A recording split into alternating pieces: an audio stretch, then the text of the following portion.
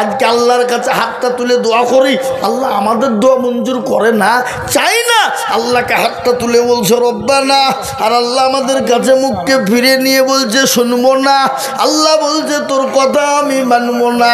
ওরে বান্দা, তুই নামাজও পড়বি, রোজাও করবি, কলমাও পড়বি, কোরআনও পড়বি, মসজিদেও যাবি, তারপরেও আমি যেটা নিষেধ করেছি সে নিষেধ থেকে তুই বান্দা সরে যাবি, এটা আমি কখনোই শুনবো না।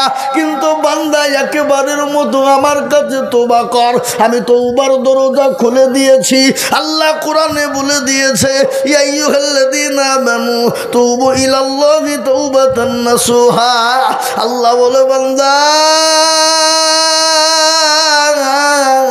আমার কাছে একটা বারের জন্য তওবা নাসুহ করে নিয়ে মসজিদে ঢুকে যা, কোরআনের দিকে লক্ষ্য করবে বান্দা, আমি আল্লাহ তোর জীবনের গুনাহকে ক্ষমা করে দেব, আমি আল্লাহ তোর বালা মুসিবতকে দূর করে দেব, আমি আল্লাহ তোর অভাব অনটন দূর করে দেব, আমি আল্লাহ তোর রুজি রোজগারে বরকত দেব, আমি আল্লাহ তোর বালা মুসিবতকে দূর করে আমি আল্লাহ তোকে দুনিয়াতে হেফাজত করব।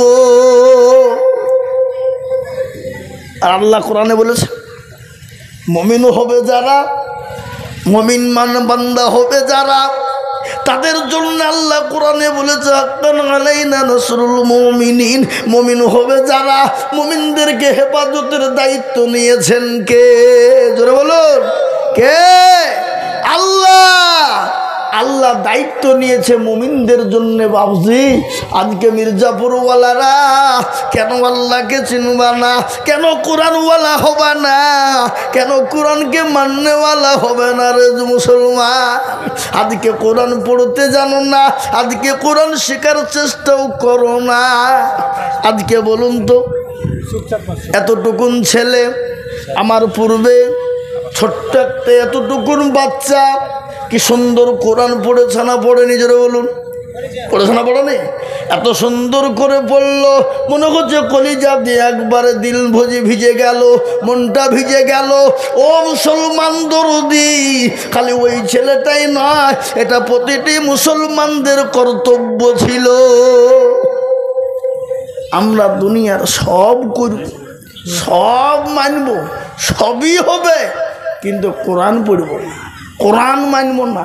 আজকে কোরআন না মানার কারণে আজকে মুসলমান এত কষ্ট আমাদের।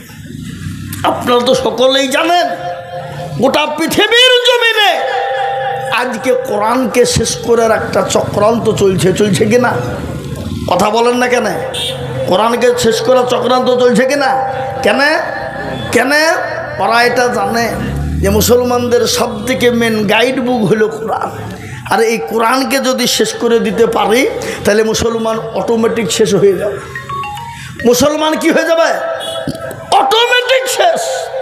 মুসলমানের কাছে আর কিছু করতে হবে না, ওদের কাছ থেকে কোরআনটা ছিনিয়ে নিতে হবে। কিন্তু আমি একটা কথা বলি, বা কোরআনের মালিককে একটু বলেন তো দেখে, একটু জোরে বলুন আল্লাহ। না আপনাদের মির্জাপুরে জোরে বললে ভয় আছে নাকি? ভয় নাই তো?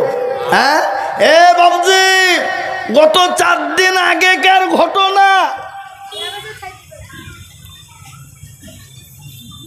দারুল উলুম দেওবন্দ থেকে একটা রিপোর্ট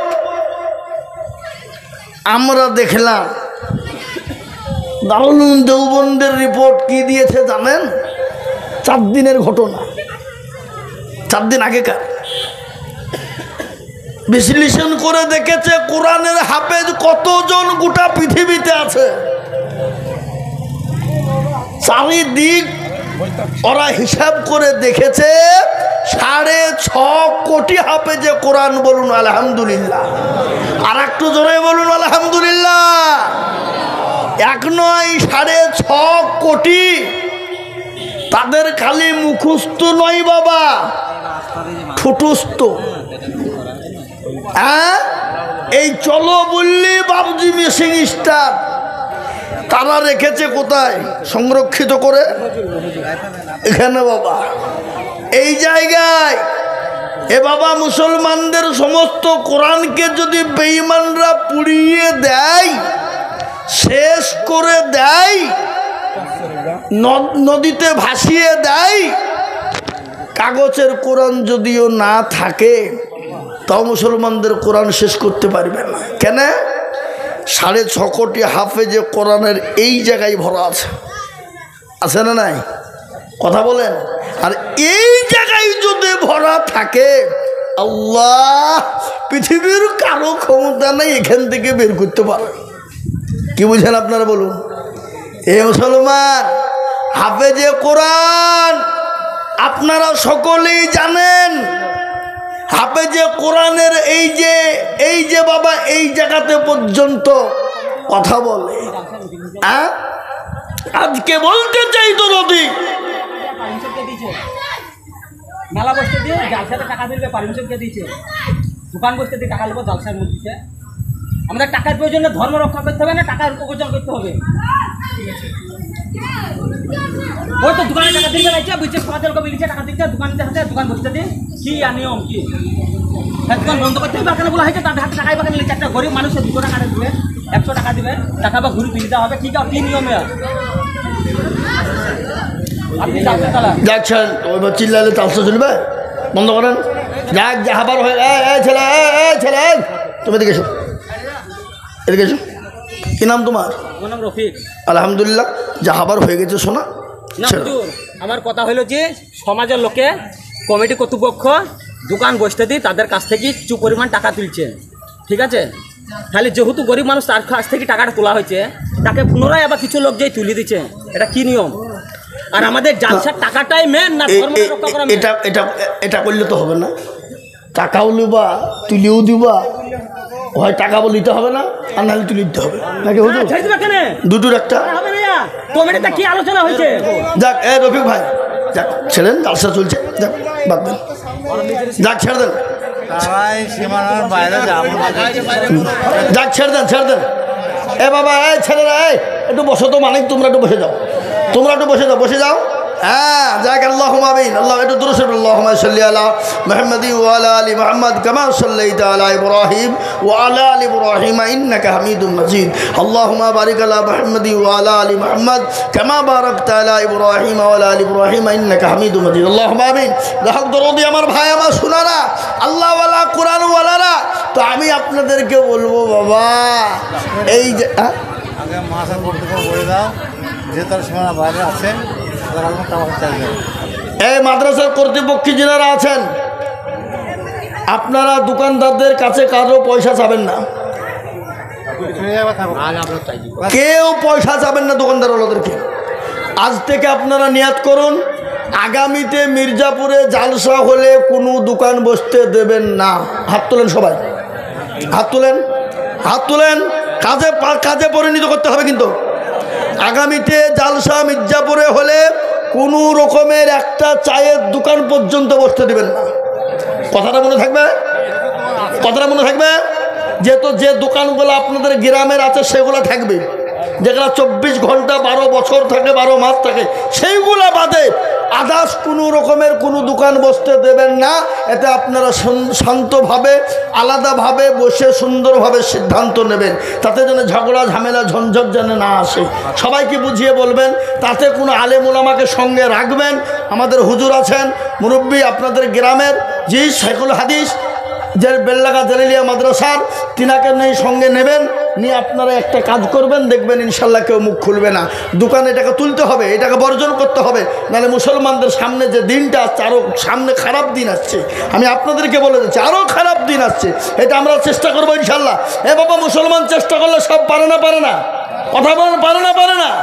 অবশ্যই পারে, আর অবশ্যই মুসলমান পারবে, পারবে। আজকে যারা দোকান বসিয়েছে কারো কাছে পয়সা নেবেন না। ক টাকা হবে, ক টাকা হবে না জানি, সুতরাং নিয়ে বন্ধ করে দেন। এবং আগামীতে তাদেরকে বলে দেন দোকান আর যেন মির্জাপুরে না বসে, জালসাতে। জালসা অন্য সময় বসবে, মেলা দিলে বসবে, কিন্তু জালসাকে উপলক্ষে যেন কোনো রকম দোকান, একটাও চায়ের বা পানের দোকান না বসে। এটা মনে থাকবে তো আপনাদের কথাটা ইনশাল্লাহ, ইনশাল্লাহ। তাই আল্লাহু আকবার, তাই আল্লাহুম্মা আমিন। আমি আপনাদেরকে বলি বাবজি, ও আল্লাহওয়ালা, দিনওয়ালা, কোরআনওয়ালা, নবীর প্রেমিকেরা, দিনকে ভালোবাসার জন্যে, কোরআনকে ভালোবাসার জন্যে কোরআনকে মহব্বত করার জন্যে আজকে শুনেলেন আমি বলি আল্লাহু আকবার।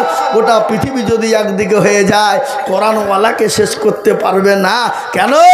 কোরআনের মালিক তো একজন, আল্লাহ নিজেই বলেছেন ইন্না নাহনু নাযালনা যিকরা ওয়া ইন্না লাহু লাহাফিজুন। কেউ যদি কোরআনের হেফাজত না করে, আল্লাহ বলেছে আমি কিভাবে কার দ্বারা হেফাজত করব, আমি আল্লাহ ছাড়া পৃথিবীতে কেউ বলতে পারবে না। ও মুসলমান দরদি, আজকে 1 নয় 2 নয় 6,500 কোটি মুসলমান আজকে হাফেজের কোরআন হয়েছে। আর ওই কোরআনের হাফেজ আজকে সেনার ভিতরে ভরে নিয়েছে রে বাবা। ইনশাল্লাহ পৃথিবীতে কোনো বেঈমান কোরআন শেষ করতে পারবে না। কেন পারবে না? আবু জেহেল হাজারো চেষ্টা করেছিল, পারেনি। বেঈমান আবু জেহেল চেয়েছিল, পারেনি। আবু লাহাব উতবা সাইবা পারেনি। কেন পারেননি? এ কোরআনের এত ক্ষমতা, এ কোরআনের এত মজেজা, এ কোরআনের এত ক্ষমতা, এত সুর রে বাবা। তার একটু ছোট্ট নমুনা আমি আপনাদেরকে শোনাই। আল্লাহর নবী প্যারা নবী নামাজ কোরআন তেলাওয়াত করতেন, আর আবু জেহেলরা রাত্রিতে চুপে চুপে দেখতেন এবং শুনতেন। কিন্তু একদিন তোর বিবি জবেইদা ডাক দিয়ে বলছে, আমার স্বামী তো নেতা, তার চরিত্র কত ভালো কি মন্দ আমি সেটা জানি। আজকে কোথায় যাই রাত্রি তাকে পরীক্ষা করব, ধরবো। এই কথা যখন বলা, কিন্তু জবেইদা কিন্তু ঘুমাই না বাবা। আর আবু জেহেল কিন্তু বিবিকে থুয়ে যেতেও পারে না। বুঝতে পারলেন? যেতে পারে না। কেন? এদিকে রসুল কোরআন শুরু করে দিয়েছে, আবু জেহেলের কানে পৌঁছে গেছে। আবু জেহেল মনে মনে করছে যেতেও পারিনি, যদি চলে যাই তো গোমর ফাঁসা হয়ে যাবে, কি করবো আমি? বিবি টান দিয়ে বলছে, স্বামী গো আপনি কে ব্যাপার ঘুমান নাই কেন? আর আপনি ছটপট ছটপট করেন কেন? আর রাত্রি হয়েছে, আপনি কি ব্যাপার ঘুমাবেন না? বিবিকে বলছে বেশি বকিস নে, তো ঘুমা। ঘুমা কেন? তুমি ছেলে মানুষ, ও কি বলছো তো ওরা কেন থেকে? বলে না, তুমি কেমন নেতা হয়েছ, আজকে তোমাকে দেখতে চাই। তুমি এই এত রাত্রিরে কারবারি মীমাংসা করতে যাও তুমি? আর তোমার চরিত্র তো আমি ভালো জানি। কে বলছে না? কে বলছে? আবু জেহেলের বিবি, বিবি জবেইদা। কি হইলেন? আল্লাহু আকবার। কিন্তু বিবি বলছে দেখি আজ তোকে ধরবই, কি করে তুই কোথায় যাস? এরকম করতে করতে কিছুক্ষণ পরে বলছে, স্বামী আপনি বলুন কি ব্যাপার, আপনি ঘুমান নাই কেন? বলতেই হবে।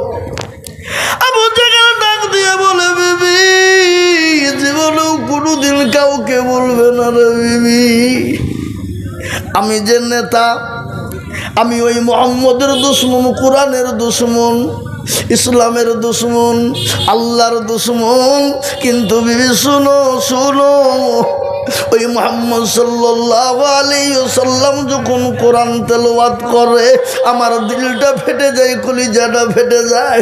আমার মনে হয় আমি রাত্রিতে সারা রাত্রি দাঁড়িয়ে দাঁড়িয়ে প্রতিদিন শুনি, কিন্তু আমাকে কেউ নেতা বলবে না, এই জন্য আমি নেতার জন্য দুশ্মনী করি। বিবি বলছেন, স্বামী গো আমারও অনেক দিনকার আশা ভরসা মানুষা গো স্বামী, আমিও মনে মনে করেছিলাম ওই মুহাম্মদ সাল্লাল্লাহু আলাইহি ওয়াসাল্লামের কোরআন তেলাওয়াত শুনবো, কিন্তু স্বামী আমি আপনাকে বলতে পারি নাই, আমি ভয়ে বলতে পারি নাই। ওগো স্বামী আপনি একটু আমাকে নিয়ে চলুন, আমিও মুহাম্মদ সাল্লাল্লাহু আলাইহি ওয়াসাল্লামের কোরআন শুনতে চাই। সুবহানাল্লাহ বলুন, সুবহানাল্লাহ বলুন। এটা কে বলছে? আবু জেহেলের বিবি। বিবি বলছেন, আবু জেহেল বলছে, বিবি রে তুমিও কোরআন শুনতে যাবা, কিন্তু আমিও যাব। কিন্তু গিয়ে যখন দেখা গেল দুজনাই হয়তো ধরা পড়ে যাব, কিন্তু যখন ধরা পড়ে যাব আমাদেরকে কেউ মক্কার মাটিতে আমাদেরকে নেতা বলে কেউ মেনে নেবে না। ও বিবি শোনো শোনো শোনো, তোমাকে যেতে হবে না। বলে না আমি যাব, আমাকে যেতেই হবে। বিবিও ছাড়ে না, আবু জেহেল শোনে না। কিন্তু দুইজন বাবজি চলে গেল। যাওয়ার পর বাবা প্যারা নবী, দয়ার নবী, তিনি মুহাব্বতের সাথে কোরআন তেলাওয়াত করে। আজকে বলুন তো বাবা, আজকে দেখবেন কারি সাহেবরা কোরআন তেলাওয়াত করে, মনে হচ্ছে কোরআন নাজিল হচ্ছে এক্ষুনি, দিল ভরে যায়, মনটা ভরে যায়। কিন্তু যার উপর কোরআন নাজিল হলো সেই যদি নিজেই কোরআন পড়ে, বলুন তো দিল কাটবে কি কাটবে না? এ বাবা, যার ওপর কোরআন নাজিল হলো সেই যদি নিজেই কোরআন পড়ে তাহলে বলুন মন ভাঙবে কি ভাঙবে না, দিল ভাঙবে কি ভাঙবে না, জোরে বলুন।